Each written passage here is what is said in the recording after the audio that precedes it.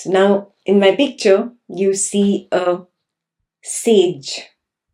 Yeah, that is Sage Mandukya. Sage Mandukya is writing the Mandukya Upanishad. Yeah. That knowledge that is revealed to Mandukya is Mandukya's knowledge. Yeah. Why do I say revealed? Anybody who gets enlightened, he recognizes, I am not this body-mind. This is simply an empty shell. I am the space of awareness in which this body-mind just appears for the waking state. And however long the waking state lasts, only that much this body-mind lasts. I am not this temporary appearance. I am the space of awareness in which this body-mind appeared temporarily. So for an enlightened being like Sage Mandukya, this is very clear. There is no doubt about this. So when he is penning down the Upanishad, he knows it is the body-mind penning down the Upanishad. But can this body-mind take the credit of the Upanishad? It cannot. So he starts the Upanishad with a prayer in which he bows down in gratitude to the higher power of this awareness. This higher power of this universe is Brahman. Brahman is the space of awareness. He bows down to this. Yeah? He does not take credit for the Upanishad. That is why none of these ancient texts ever had an author. If you were to write a book, what would you put? First, you would put your name. Oh, it's mine. Yeah. But the sages who got enlightened, they were free of the disease called I or mine. This disease completely had left them. They saw very clearly there is no I, there is no mine. That is why none of the ancient texts have an author. Yes. So though this Upanishad is attributed to Mandukya, he never ever said that it is mine. He gives the credit to the higher power of the universe, which is Brahman. Yeah. Who is giving credit? He recognizes when I'm writing the Upanishad, I come to this body-mind level where I am transacting in this world. So I'm writing this Upanishad. Therefore, I, this body-mind, am bowing down in gratitude to Brahman. So that is the prayer you would find in the beginning of this Upanishad.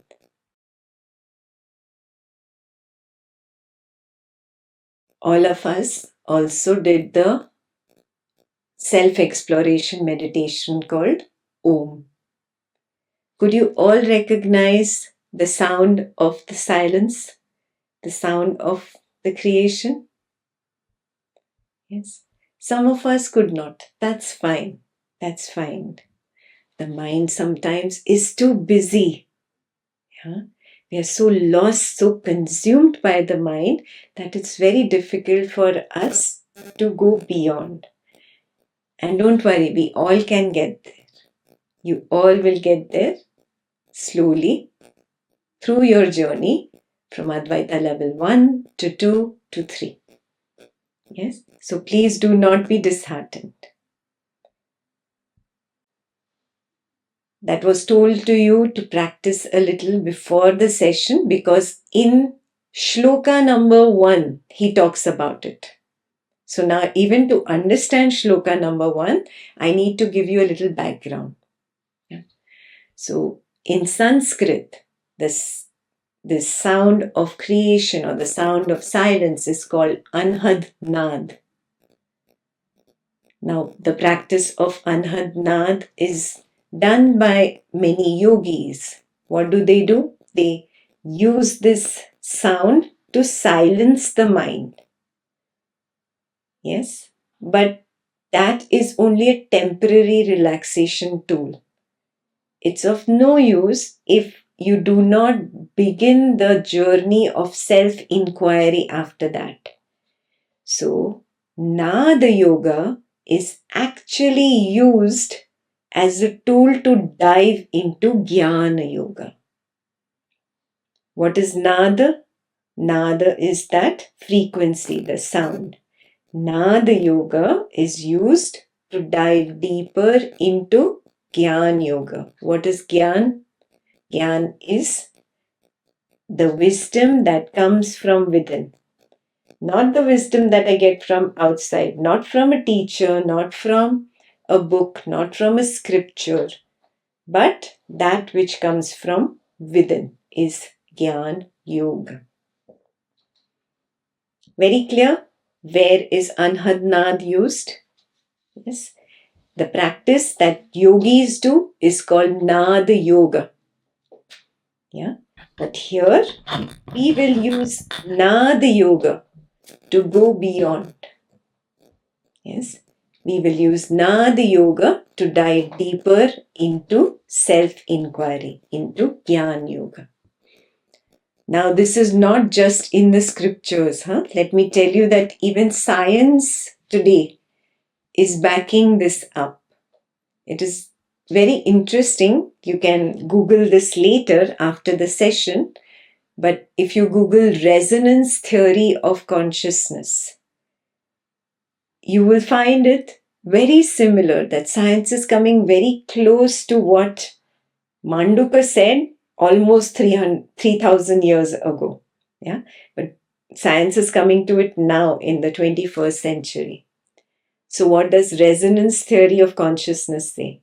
Saying all things in this universe, all objects, from planets to mountains to stones to plants to this human body, everything is vibrating.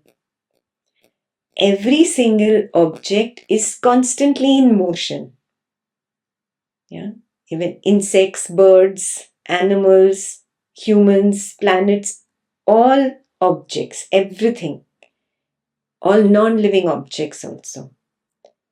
So when they went deeper into this, that everything is vibrating, oscillating, they found out different frequencies for this physical body that is vibrating, different frequency of a butterfly that is vibrating, a different frequency for a mountain that is vibrating.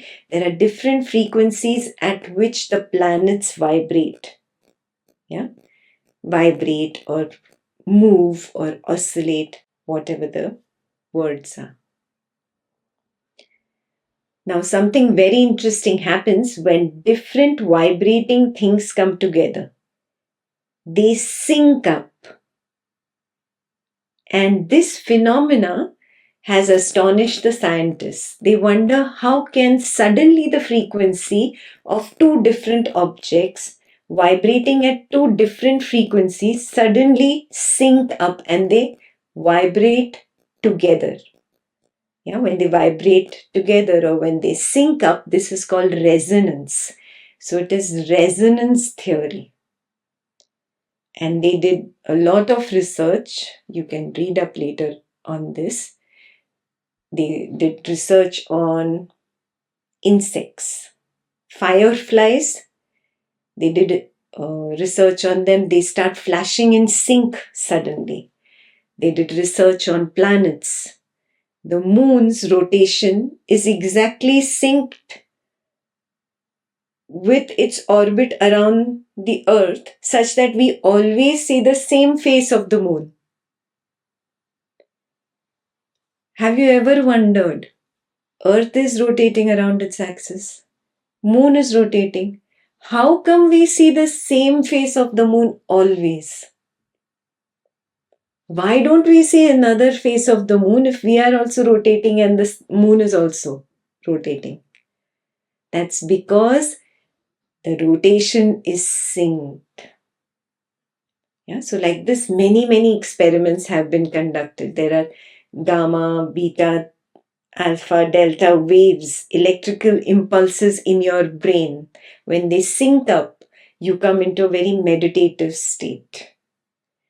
So because they conducted numerous experiments, they have now come to at least accept that there is consciousness in everything. Scientists are up to this level that consciousness exists even in non-living objects like stone. It is a rudimentary consciousness, but it exists in everything. Yeah, so you can read up more about this. I just brought this up to tell you that this sound of silence, a sound of creation is not a myth. Yes. So NASA has also found the hum of the earth. They call it the hum of the earth. They have also found the sound of the sun. So if you go on YouTube, you can actually hear these sounds. NASA has these recordings uploaded.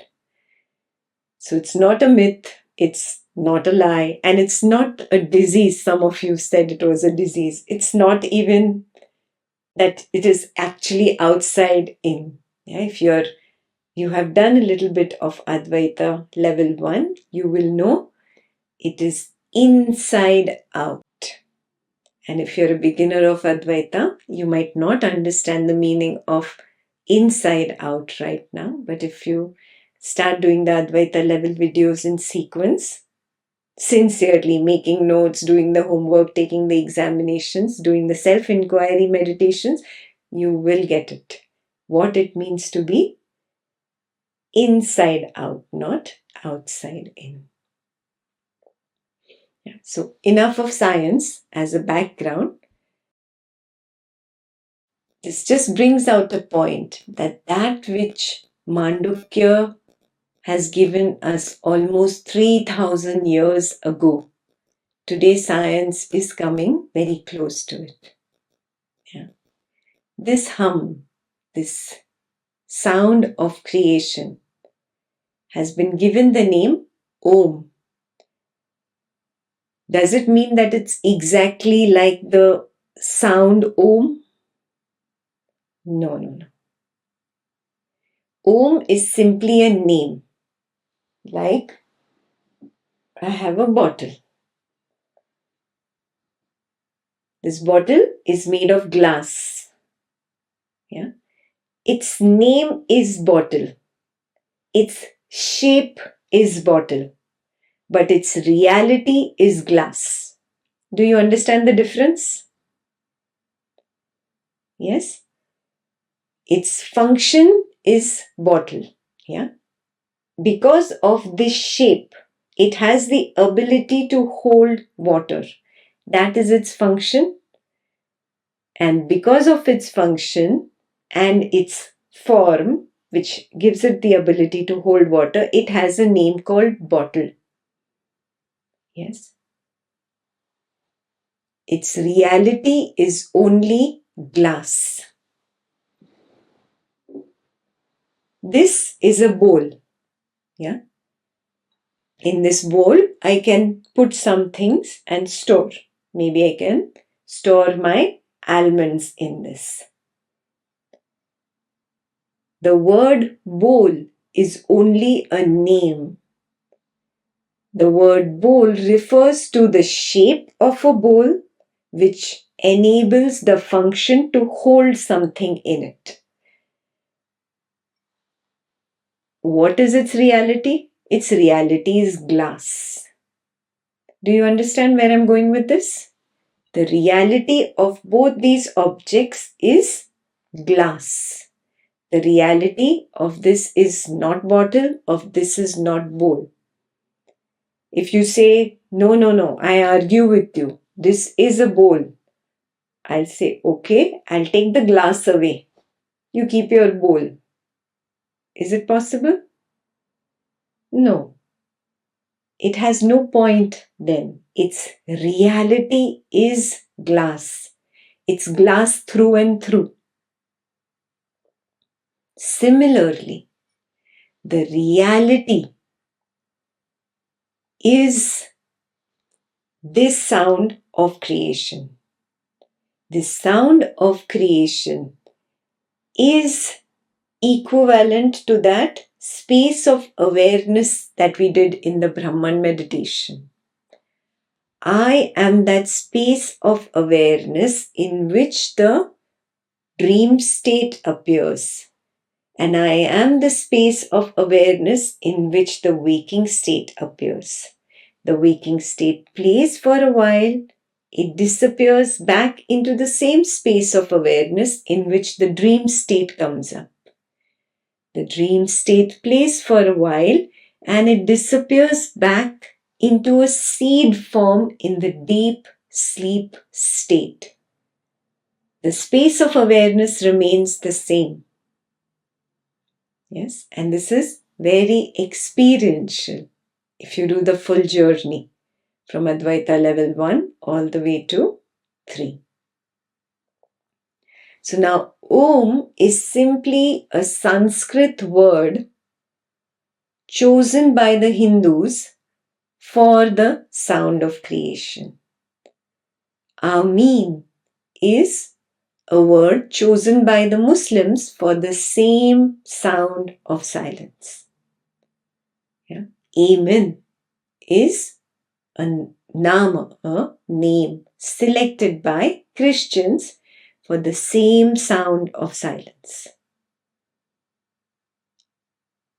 Is that very clear? Yeah. So do not expect to hear Om if you have been expecting to hear Om just because you come from a Hindu religion or a Hindu country, then you've just created a new idea, a new story. It's not true.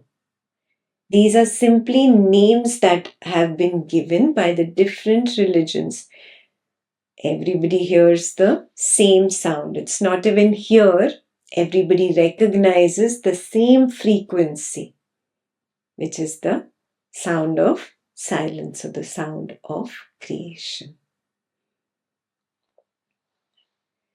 So, in the Brahman meditation, we did that we are all the same space of awareness in which the waking subject and the waking object arise and fall. And the same space of awareness in which the dream subject and the dream object arise and fall. And I'm the same space of awareness in which there is an absolute absence of these objects. There is simply darkness. But I know that there is darkness. That's why when I'm asked, what was there in the deep sleep state? Oh, there was nothing there. When I say nothing, what am I referring to? I'm actually referring to the absence of the things that were there in the waking state and dream state. When I refer to this, I say there was nothing there. So that means I know as my own personal experience that in deep sleep state, it is simply nothingness. Yes. So in Brahman meditation, we all recognize that I am that space of awareness. Did we all understand it and see it experientially? Okay, fantastic. So now that you understand space of awareness, now tell me, what is the mistake? What is the mistake that you were making? What was the main error in the way you were seeing yourself before this? The main error was you were seeing that there is this creation first, in which I, this body mind, wake up. So creation first, I see it next. I come second. This is the way I was seen. Yes. Now, after doing a little bit of Advaita, after doing the Brahman meditation, you recognize, no, when I wake up, what wakes up? What is happening first? That space of awareness is actually becoming aware of some things happening in the dream state. The space of awareness is becoming aware of some things happening in the waking state. These things that are happening are projections of the space of awareness. So it is not that the creation was first and I came next. It's actually I come up and I notice this creation. So creation does not really exist before I. I, the awareness, recognize creation that is within me. There is nothing outside of me. I can never prove anything outside of me. Yes? Even this sound of creation or sound of silence is a part of my awareness. I, the space of awareness, am equal to this sound. I, the space of awareness, am equal to the creation. I am the creation. I am the Om sound.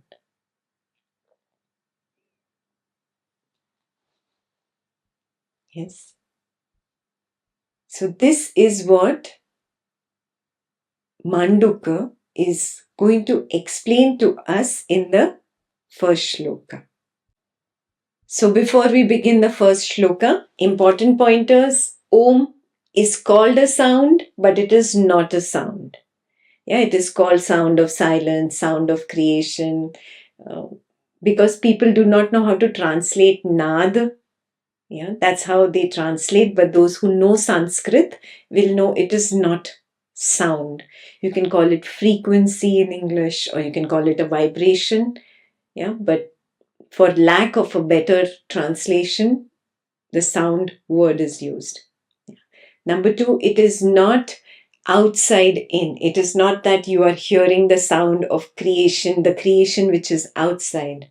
It is inside out. I just explained to you, I, the space of awareness, am the one that projects the creation. Yes? So it is inside out. It is not outside in. This is pointer number 2.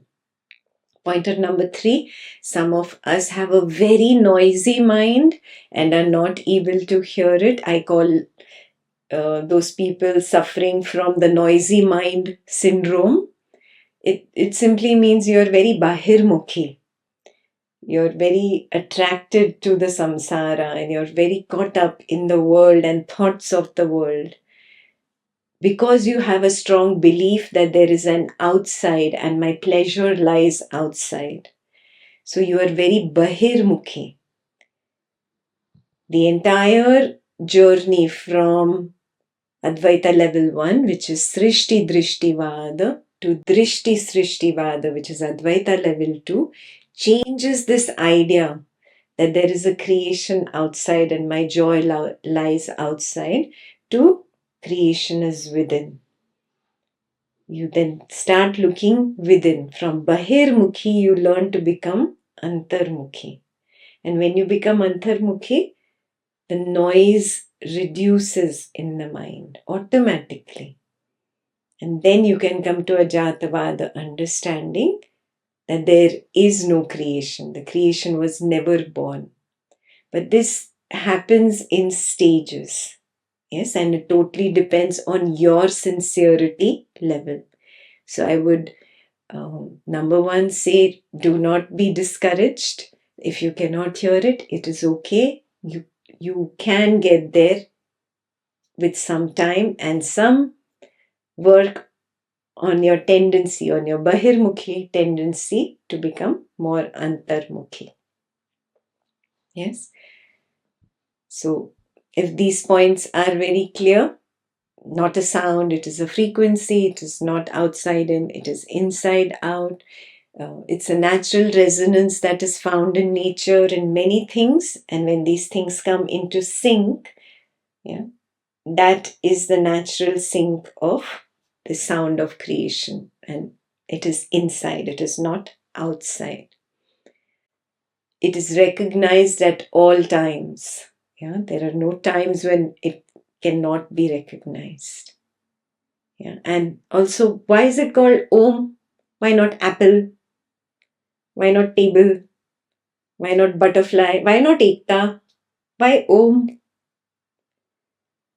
Yeah, because Om, when you chant Om properly, it produces the same frequency as the frequency of the sound of creation. Your body, which was vibrating at a different frequency, now starts vibrating in the same frequency as the sound of creation. And you will notice, if you have really chanted it properly, because of the sync of the body mind with that, you take a step beyond the body mind and you become empty, still inside. That is why you feel so good after chanting Om. Yeah, so specific words have been chosen by specific sages for these reasons. They actually did their own kind of research internally to arrive at the word Om. And a similar thing happens when Muslims chant Ameen, Jews say Shalom, Christians say Amen. Yeah? So, irrespective of what name they call it, it actually means the same thing. Yeah? Our body minds that are vibrating at different frequencies come into the same frequency as the creation. Hope these basics are clear. Yes.